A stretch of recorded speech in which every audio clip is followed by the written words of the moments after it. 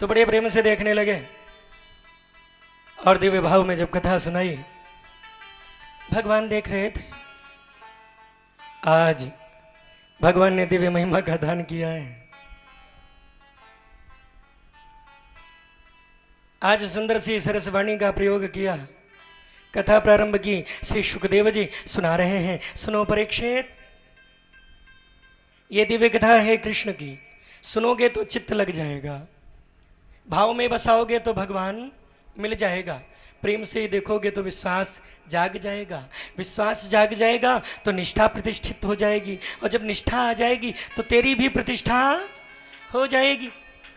भाव से देखेगा तो अच्छा लगेगा, भाव से देखेगा तो बड़ा अच्छा लगेगा। कहने लगे सुनो, परीक्षित जी ने प्रश्न किया, भगवान एक पावन कथा जीवन की सुना दीजिए जिससे जीवन भी सुधर जाए, मैं भी तर जाऊं। कहने लगे सुनो, आसीत पुरंजनो नाम। कहने लगे एक राजा है जिसका नाम प्राचीन बरी है, राजा है जिसका नाम प्राचीन बरी है। और ये राजा प्राचीन बरी है, इसके 10 पुत्र हैं जिनका नाम प्रचेता। और ये प्रचेता जंगल चले गए। जब जंगल गए उपासना करने के लिए, तो उसी समय प्राचीन बरही का मन उदास हो गया। जब मन उदास हो गया तो नारद जी वीणा बजाते बजाते आते हैं, और वीणा बजाते बजाते पहुंचे। वीणा बजाकर जब पहुंचे हैं तो क्या कहा, अरे हो प्राचीन बरही क्यों रोते हो, क्या हो गया, क्यों उदास हो, तुम तो मेरे पास हो, फिर काहे उदास हो।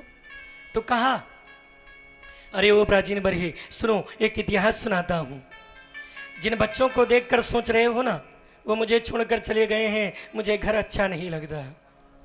कहा ये संसार है, जब तक तुझे अच्छा लगता है ना, तभी तक कोई तुझे अच्छा लगता है। जिस दिन तुझे कुछ अच्छा नहीं लगता, उस दिन कोई तुझे अच्छा नहीं लगता।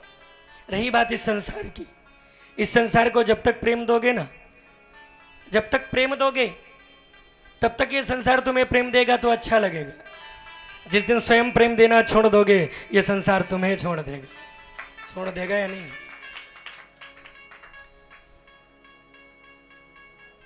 तो ये संसार है।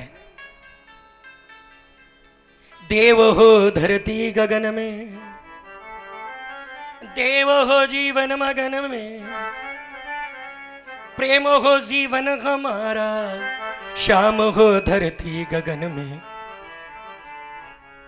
श्याम धरती में हो, गगन में हो, जीवन में हो, श्रद्धा में हो, सुमन में हो, विश्वास में हो, मेरी निष्ठा में हो, मेरी प्रतिष्ठा में हो। देखोगे तो पाओगे, मेरे बन जाओगे। जिस दिन मेरे बन गए ना कृष्णो, तो उस दिन मेरे तुम बन जाओगे, मैं तुम्हारा हो जाऊंगा।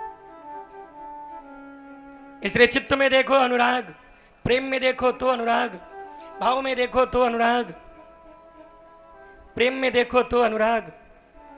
बड़े प्रेम से देखा, ऐसी सुंदर सी दिव्य महिमा आती है। कहने लगे सुनो मेरे राजन, हे प्राचीन बरही क्यों रोते हो, इस आसक्ति के भाव पर मत जाओ, क्योंकि आसक्ति जीवन को मिटा देती है और भक्ति जीवन का कल्याण करती है। क्यों लाडले? राधे राधे। भक्ति कल्याण करती है, आसक्ति जीवन को मिटा देती है। जो जितना आसक्त है वो उतना ही मिटता है, और जो जितना सुंदर भक्त बन जाता है ना, उतना ही कल्याण हो जाता है। इसलिए चित्त में अनुराग हो। ऐसी कथा प्रेम से कथा प्रारंभ की तो श्री नारद जी कहते हैं, प्राचीन बरही जिनके लिए रो रहे हो, तुम्हारे लिए नहीं रोते। जिनके लिए रो रहे हो दिन और रात, वो तुम्हारे लिए नहीं रोते। तुम जिनके लिए रो रहे हो, वो तुम्हारे से केवल पाने के लिए रोते हैं। कोई तुम्हें नहीं चाहता। श्री राधे, कोई तुम्हें नहीं चाहता, तुमसे चाहता है। चाहता है या नहीं? ना नरेश नरो दासो, दासो अर्थस्व भूपते। विश्व में कोई प्राणी किसी का दास नहीं है, अर्थ का दास है।